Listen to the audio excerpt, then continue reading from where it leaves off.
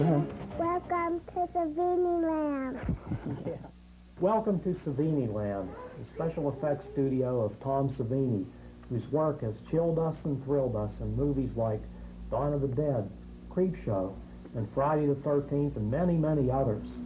I'm John Russo, and since I write and direct movies myself, I've had the great pleasure of working with Tom on a number of projects. Tom, what are some of your favorite special effects? Well, some of them are sitting around me. I get asked that question a lot, and I usually say Lizzie. Lizzie's from Tales from the Dark Side. She was the thing in the closet in the episode called Inside the Closet. She's my favorite because I never had to do a full-size mechanized creature before. This one isn't the mechanized one. This is the stunt double we use for lighting and all that. But I started by sculpting Lizzie from head to toe in Roma clay. And from that, we made molds to reproduce her in foam rubber. And that mold also gave us the capacity from those molds to make a fiberglass armature. And it was the actual fiberglass armature that we mechanized. And once the skin goes over the mechanisms, where you have this, you have Lizzie being able to move her hands, she would smile, she could blink, she could look left and right, you know. Well, let's think about it. If you're carrying her like this, the point where you couldn't have some... I should have said my most favorite creation is my daughter Leah over here. She's remote control. I press buttons and she moves. No, she's my daughter Leah. But Lizzie, you know, we talked about Lizzie. Lizzie is foam rubber. This one, the stunt double on the fiberglass understructure. But Fluffy, the creature in the crate from Creepshow, is my other favorite, and mainly because I had never done an articulated monster face that an actor would wear. The actor could only open the jaw, move the head left and right, make his eyes move. And we did all the facial expressions from off camera. You're going to pump hard. There you go. Open your mouth, Daryl, now. Okay, close. No, it's okay. Pump, Daryl. Pump. Okay, open your mouth a little bit, Daryl. A little bit. There you go. Wonderful. Put your chin down there. Daryl. Gotcha. Funny thing about Fluffy, because Fluffy was a creature whose facial expressions we operated from off camera, the very first take in the movie, when all of us were sitting around making Fluffy operate, I handed one of the controls to George Romero, the director and writer. Yeah. Open your mouth. Out of saliva. Okay, stop. Okay. It's funny because we were sitting there making Fluffy go through all these contortions, and after about 3 minutes, the assistant director came in and he said, George, you want to yell cut now? Because we're having so much fun that George was just making the eyebrows move and he never yelled cut. So we have like 3 minutes of this creature doing this stuff. But there's stuff like that happen all the time on the set.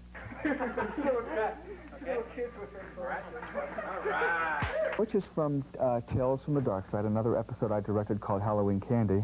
And he's essentially the same as Fluffy. An actor wore him. Again, he only had head movement and eye movement, and he could open the jaw with his chin. And by operating these cables, you can see Butch move. He smiles, you know, his eyebrows go up and down, and that's about the extent of his movement. Well, I guess I'm just lucky. I mean, I don't have to live in New York or Hollywood. They call me from New York or Hollywood, and I go where they are and set up a little studio there and work. I live here, but I do travel a lot. This year we're lucky to do 3 movies right here in Pittsburgh, and we already have, we shot about 8 movies here in Pittsburgh. Dawn of the Dead, Creepshow, Monkey Shines. They even did some of RoboCop here in Pittsburgh. But I do travel a lot. I went to Hong Kong and did a movie called, well, I think it's Till Death Do We Scare. It has some Chinese title.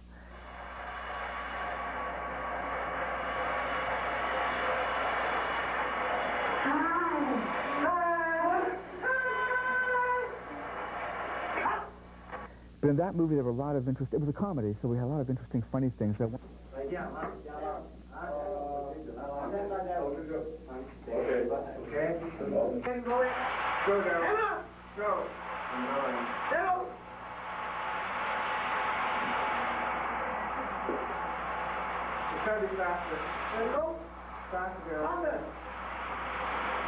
One guy, we had to take this guy named Wong Ching, and he reaches in his mouth and makes his mouth stretch out real far to freak out some other guy.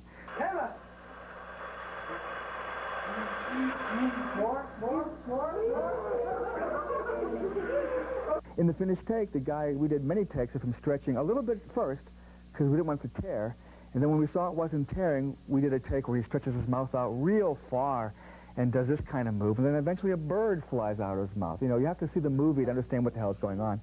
Well, I imagine you can't just spring these effects on a director or bring them to a day of shooting without testing them, right? Oh, impossible. I wouldn't, sometimes you may have to because of a schedule, just like rush from the workshop with something that hasn't been tested, and hopefully it works on the set, or the testing is on the set before the cameras.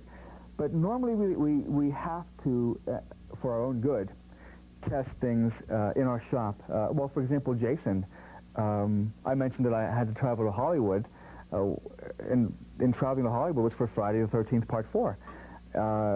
We had to kill Jason in Part 4, the final chapter. You know, Jason's been running around killing teenagers left and right. But in that movie, Jason gets, well, you think he gets his death, but obviously there's been 4 more since we shot that. But we had to make Jason get hit with a machete and slide down the blade, and so we had to make sure the blood would work. So we tested it with water. We tested him sliding down from different angles. We actually shot our own video that we would show to the director, so he would have a palette, you know, to choose from. So we did Jason with the water coming out of his head. In your movie, in The Awakening, I had to have an actor, well, you had to have an actor as a director, crash through a car window. So to make the actor feel a little bit more comfortable, as you recall, I had people hold a piece of breakaway glass, and I actually made my head go through it. You know, so when the actor saw it, he said, well, if you can do it, I can do it, you know, so.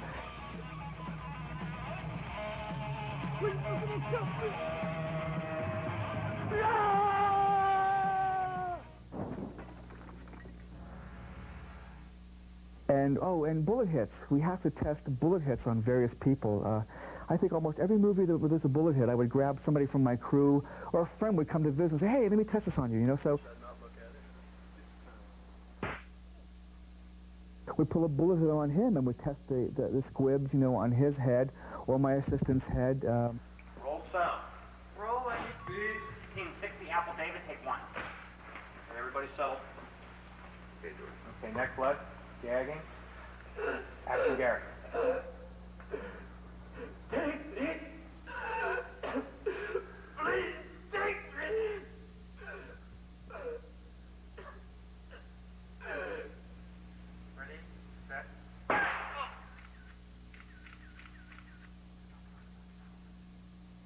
One time in The Burning, I had to set myself on fire.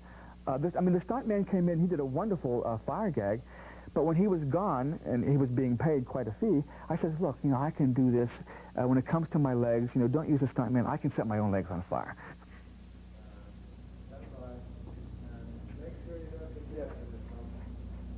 Hold on. It's a worm. I know, that should be. Good, we can use it, though, to like... It's going to help you. All right, quiet, please. It's up to you, Eric and Tony. Action, top.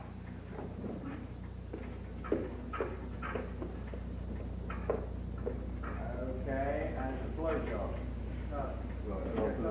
Okay. If I set my own legs on fire, or I set my hand on fire, you know, we test constantly. I'm trying to recall, let's see, bullet hits we test, the fire gag we tested, the glass we tested. Okay, here we go. Good position, Todd. Okay. Hey, Mike. Okay, John. Roll sound. Roll camera. Mark it.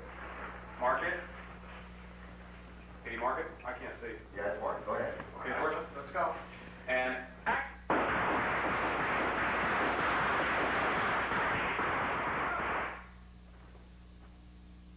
How about the roaches in Creepshow? Well, now you've hit it. That to me was the worst testing, because I can't stand bugs.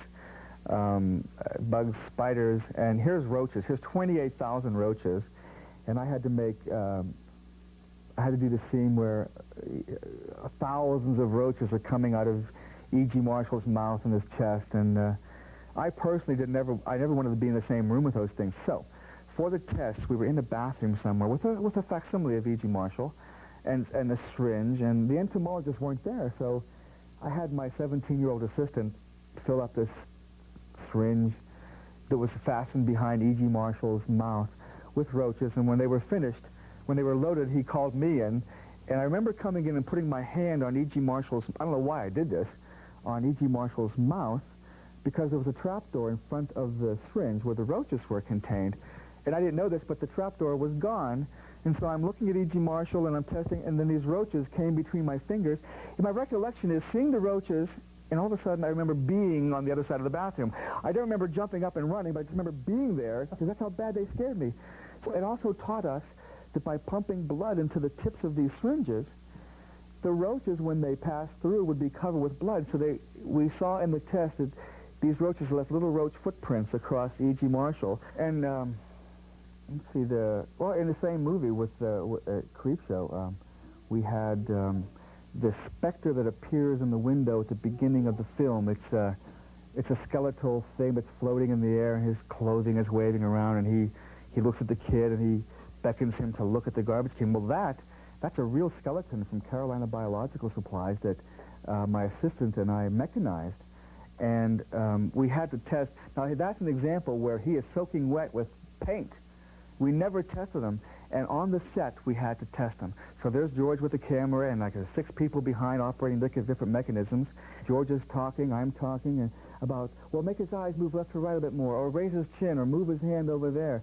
So there's 6 people back there, and I'm sitting there with a remote control box, and all I did was make his eyes move left and right. But I'm also kind of verbally choreographing on camera the test for Raoul, and it worked great because George got a lot of footage that he could extract from, you know, for using, 5 or 6 seconds in the movie, you know. In Day of the Dead, we cast my body. The very first zombie that you see in Day of the Dead is a guy who's walking. You see his shadow on the ground, and then I think the camera pans up and you see this zombie lumbering in with the sun behind him. And when he walks into the light, you see that half of his face is blown away. His tongue is dangling out. Well, it's actually me, a facsimile of my body with gray hair and a decayed makeup. And we had to construct this fiberglass and latex replica of me. And it's a combination of the puppet being held up in the air, the puppeteer's hands being the puppet's hands, and the puppeteer is actually walking on his knees, holding this thing up. And we had to test, I think we were testing the eyebrow movement, the eyes left and right, and the jaw opening and closing with this tongue hanging out. But fortunately for us, we could test this in our workshop in Pittsburgh before we flew this whole thing to Florida, which is where they shot the actual scene. And we took the nickname from FCTV. It had Dr. Tongue's World of 3D, you know, so we named it Dr. Tongue because we love FCTV and, you know, and a combination of the tongue hanging out, you know. I mean, these nicknames for these things just pop up. Like Lizzie, a policeman walked into my house one day, a friend of mine. He says, "Hey, Lizzie," it stuck. Nick Mustandrew on the set of Creepshow said to this ugly, hideous monster, "Oh, pretty fluffy." Fluffy stuck. Looking around at all these marvelous creations, it seems like the opportunity for just practical jokes and having fun would be endless. It is. In fact, we might make something, and it makes us want to test it, maybe scare somebody on the street or something. Well, George Romero was doing it when he was a kid, throwing dummies in flames. I don't know if he wants people to know this, but I think he threw a dummy in flames off a roof in New York City. I think he went to jail, or his father threatened to call the police or something. I remember when I moved back to Pittsburgh from North Carolina, right after the Army, I had fake hands, and I just gave one to the next-door neighbor's kid. I didn't know this, but he was putting it in the snow outside of his house and putting ketchup around it and sitting in his window and just watching people come by. And, you know, I didn't know he was doing it. He told me about it later, but then we did the same thing. I had, in Texas Chainsaw, we had a severed hand, and I put my own hand into a box and put a severed wrist appliance on it and dripped some blood. I remember walking around the office with this box in my arms in Texas, just waiting for somebody to ask me what's in the box so I could open it and show this severed hand. They would go, "Ooh." Then I'd make my hand move, and it would really freak them out, you know. So I can show you this box of hand too. Neat. They cut off with those? That's good. Wow, that's cool. What is that, a mechanical hand? Must be. Yes. How'd you guys do that? Hey. How'd you guys do that? Well, put my Tom, hand say in. hi to your public. Hi, public.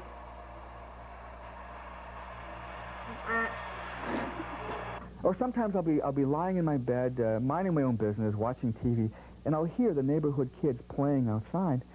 Remember, I quickly had this urge to scare them, so I grabbed the fluffy puppet from Creepshow, and I'm only in my underwear now, and I jumped in my backyard. I climbed the fence, and I ran down the alley quietly now, moved things out of the way, and I waited for a lull in their conversation, and I made Fluffy come out and go, and I remember every kid tried to be someplace else at the same time. They were running into each other, and that's just, I mean, it wasn't a movie we were shooting, but it was a thrill, knowing that this thing was scary, you know, so, and plus it was an outlet for our practical jokes. What about Grandpa? Wasn't there a practical joke involving him in Texas? Oh, well, when we did this grandpa makeup on this young guy, he was like 35 years old, and after we had him in makeup for the first time, we were driving him to the location to show Toby Hooper, the director, and we thought, let's put a tin cup in his hand, have him stand on the street or something and see what happens. But we didn't do that, but we did have him go and sit in a diner, in a restaurant, and people really thought, oh, my, this poor old guy, you know. And so our thrill was watching people look at him. One, it was a practical joke, and two, it was a test of how realistic the makeup was, you know. So we're doing that all the time. I mean, practical jokes. Every time we make something, there's an outlet for a joke involved in it, you know. We break the tension all day long, any chance we get. The fun, it is fun creating the stuff. You know, the fun is inventing how to do the effects. But as the day wears on, and you know, you got a deadline. I remember John Vulich and Everett Burrell, two guys that were working on this film. I think John put a spaceman suit on and Everett put a gorilla suit on, and they would go knocking on office doors just to freak out the secretaries. And it wound up to be a wrestling match on the floor, and it was hilarious. But that's how we break tension. Or we have music playing all the time.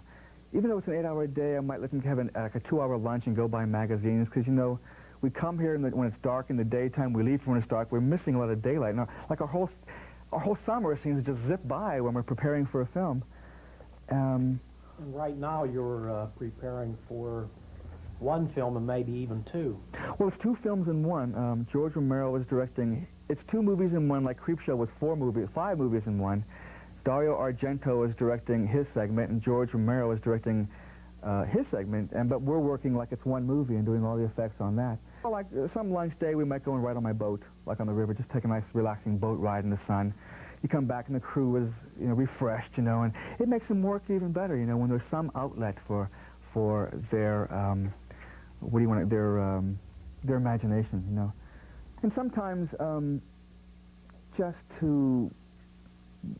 for a pause in a long 18-hour day of we might let somebody work on a little personal thing of their own, like somebody might be making a sculpture of Frankenstein or something. So if they're working on that, I know they're not going to be working on it all day, but let them work on it for a couple of minutes, and then they feel better about jumping on to doing somebody else's stuff, you know.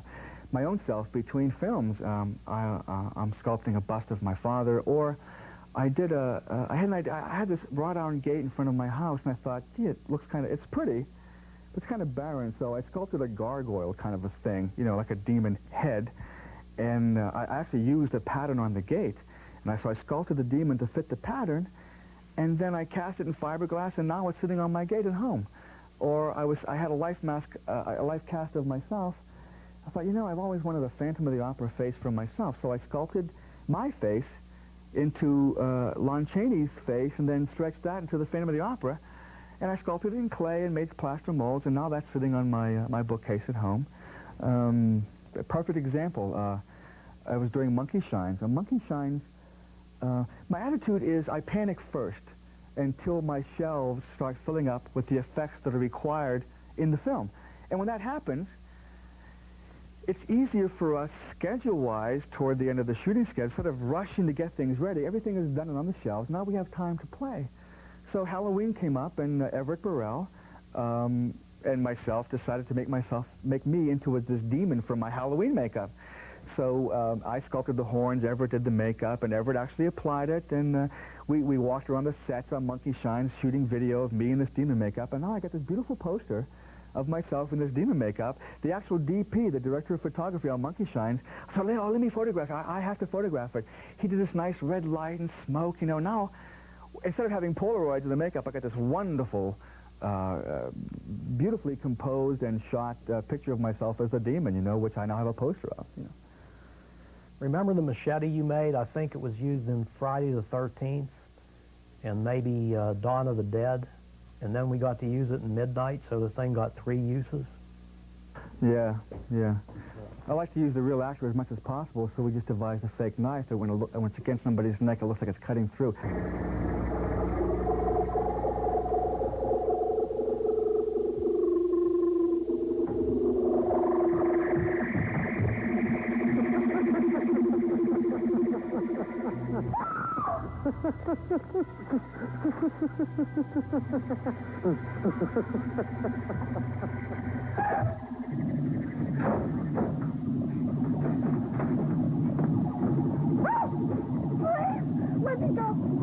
And another time we had to test, we had no idea how we were going to do it, but we knew we had to make, in monkey shines, we were thinking about making a monkey look like it could jump on people. So we made a foam rubber monkey with a soft foam for the body and a heavier foam for the hands, so you would get the weight in the hands and the feet. And we dangled him from a string on a fishing pole or a bamboo pole or something, just to see if we could make him look like he could jump on. We used crew members and made him jump on different crew members. You know what we should do if we're going to do it this way? It's got to be done from behind. So it's like actually propelling instead of an arm. You know what I mean? Like that. All right, do that again, Ev. That looked good. Excellent, excellent.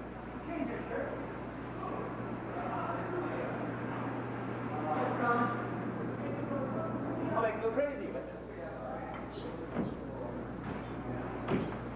Monkey ball. That looked neat because I think we jump on the wall.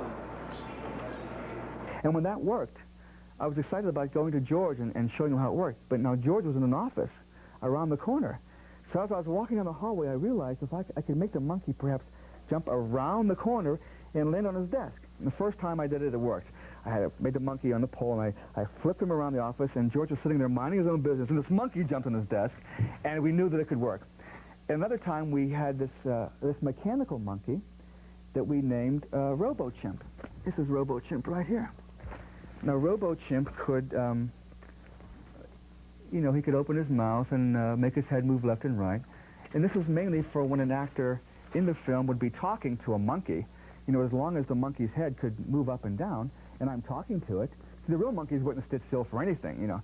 So as long as he was doing this and out of focus, and you're focused on me, the impression is that we're talking to this monkey. So when we made Robo-Chimp, we shot extensive video of him working, and one day we walked into the producer's office to show George, who was in a long conversation with the producers, and we were just setting up the TV. And when Robo-Chimp appeared on the screen, the producer who was talking looked, and all he thought he saw was the real monkey. So he said, "Hi, I like our fake monkey." And he went, "What?" He could not believe it was the fake monkey. So then we knew it was going to work, you know. So Robo-Chimp became a success that very day through testing. Well, in The Awakening, which is now called Heartstopper, you did a number of effects for bullet hits. And Kevin Kinlan had got it in the head and the chest and so on. Well, that was an opportunity for us to use a new technique for bullet hits that I read about it in Dick Smith's correspondence course, and he mentions that they used it in Heaven's Gate, where they were actually able to do bullet hits in people's faces, as in Kevin Kinlan's case, with the bullet hit in the head. We put an explosive, this plate that was made from his life cast on Kevin. We glued it on Kevin, and then we put the explosive charge on his forehead, okay? A thin, firm latex appliance went over that, and we even were able to make a life cast that included the metal, the tubing that pumped the blood to that area.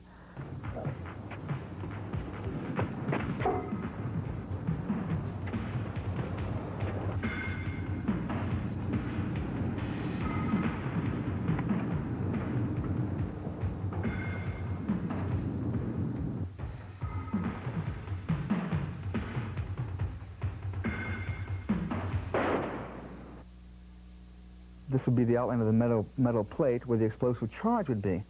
So then the rubber appliance that we made from this mold had all this on the underside of it, so it fit the actor who was wearing all this stuff exactly the way it fit the actual mold. So then we pressed the button, and the explosion would happen right on his head. Even from the side, it would be a very thin piece. The explosion would burst out of that metal plate, and it would simply pumped blood into it, as you can see in the film.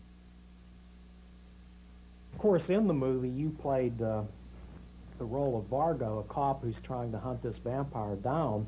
You finally get him on the bridge. That's where the bullet goes to the head. Mm-hmm. But the action that led up to this was tremendous, and you also choreographed that sequence. Oh, thanks. But I'm lucky that I feel the more you do, the more you get to do. And there's a guy working for me named Greg Funk, who is also a stuntman. So in your movie Heartstopper, there's a scene where Greg runs across the street and is smacked by the car. I was able to use Greg in the staging of that fight. Every time I had to like kick or a side kick onto the vampire, it was Greg Funk.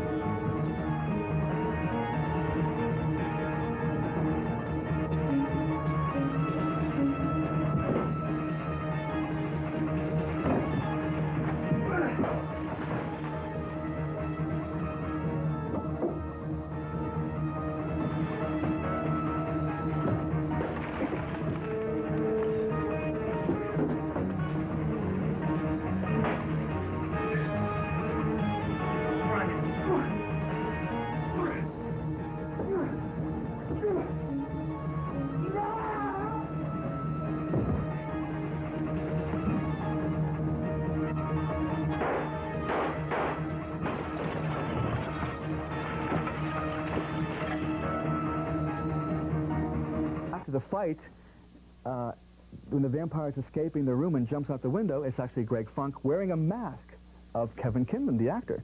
So if you decided to shoot that in slow motion and his hands move away in the stunt, it looks just like, you know, Kevin, which is cool. Come on, up here. Here's somebody that found her way into one of our movies. In fact, Oh, that's right. Heartstopper. That's right. Leah plays in a flashback scene with her little pigtails. Because the character I play, Vargo, lost his daughter when he was younger, and you staged this wonderful scene of Leah. I remember having to bribe her with candy, though. She wouldn't do the scene unless she knew I had candy in my pocket, right? Remember that?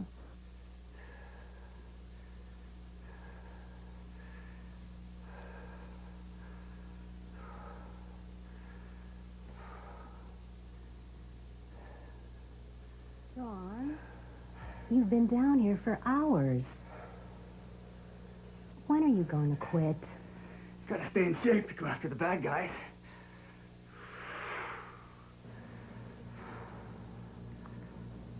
Baby, come to bed. I want to get pregnant again.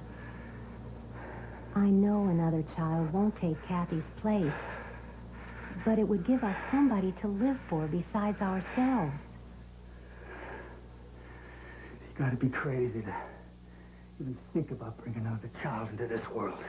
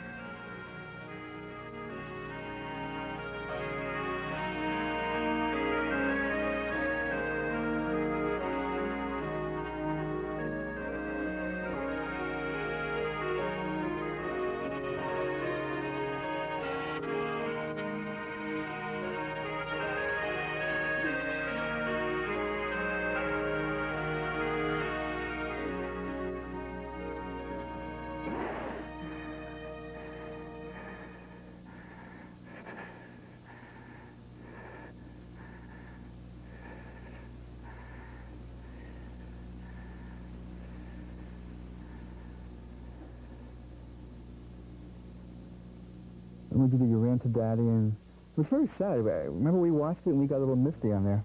Anyway, you want to say goodbye to everybody? Say thanks for coming and goodbye. Say, Leah, tell them come back to Savini Land again sometime. How about thanks for coming to Savini Land. Thanks for coming to Savini Land. But do it without covering your face, okay? There you go. Well, say goodbye to everybody. Thanks for coming to Savini Land. Thanks for coming to Savini Land.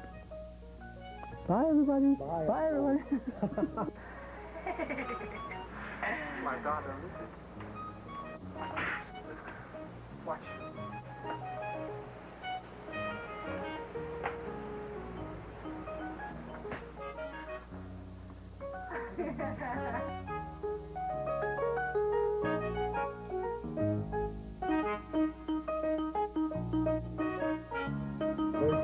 Should I scream? Wait. Down with the cheers a bit. Down with the cheers. Down a bit more. There. Okay? Quiet, please. Have they done it? Give me the snake. You start screaming from our side. Not right. The camera's not rolling. Not plugged in. There. Hold us there now. Camera, tell me when you're ready. Turn over. Both cameras rolling. And expression. That's it. Are you ready to go? Scream. Down.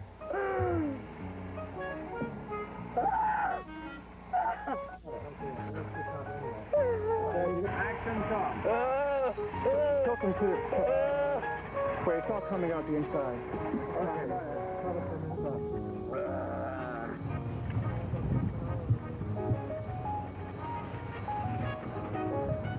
Down, growl at me. Open your mouth. What?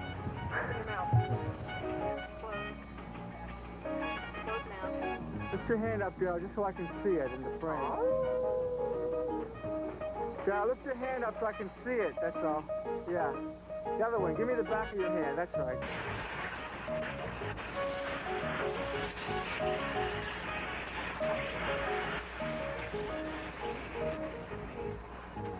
Let's not still now. I saw someone in the air. In the neck. Still reading that.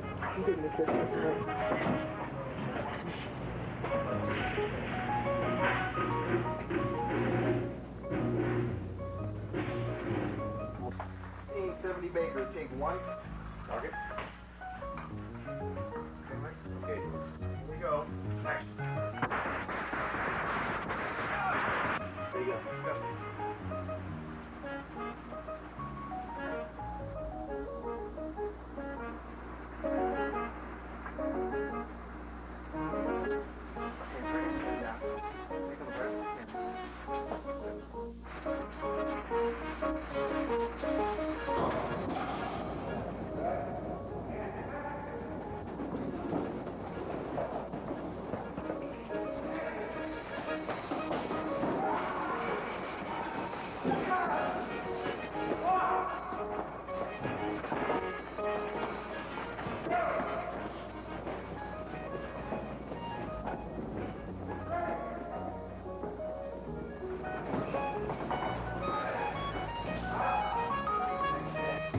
The famous, infamous Tom Savini steps.